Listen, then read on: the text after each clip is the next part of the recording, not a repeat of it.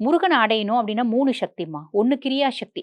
நான் எல்லா விதமான நியமங்களோட நான் வந்து பார்த்தீங்கன்னா, பூஜை செய்றேன். இந்த கிரியா சக்திய தெய்வானை தாய சொல்லுவாங்க. தெய்வானைய வழிபாடு பண்றது மூலியமாவும் முருகன் அடையலாம். இன்னொன்னு வந்து பார்த்தீங்கன்னா, ஞான சக்தி. நான் ஞான மார்க்கம் மூலியமா நான் வந்து வேல வழிபாடு பண்றேன், தியானம் பண்றேன், முருகன் அடையிறேன். இது 2வது சக்தி. ஞான சக்தி அப்படின்றது. 3வது இச்சா சக்தி. இச்சா சக்தின்னு வள்ளியம்மை சொல்றது உண்டு. எனக்கு முருகன ரொம்ப பிடிக்கும். முருகன் மேல எனக்கு அலாதி பிரிய, அலாதி ஆசை. நான் முருகா, முருகா எனக்கு மந்திரம்லாம் படிக்க தெரியாது. எனக்கு படிப்பறிவு கிடையாது. நான் முருகா, முருகா, முருகான்னு சதா சர்வ காலமும் முருகன நெனைக்கிறேன். அது மட்டுமே போதும் முருகன் அடையறதுக்கு. அப்ப இதுல இந்த இத்துணை நியமங்கள் எங்கேருந்து வந்துச்சு? எந்த நியமங்களும் வரல. இருந்தாலும் இந்த மந்திரம், இந்த ஜபம் இதெல்லாம் வந்து பார்த்தீங்கன்னா, நடுவுல திணிக்கப்பட்டது. அது வந்து மந்திர ஜபம் செய்யறது தப்பு இல்ல. உண்மையான பாசம் ஒண்ணு இருந்தா போதும்.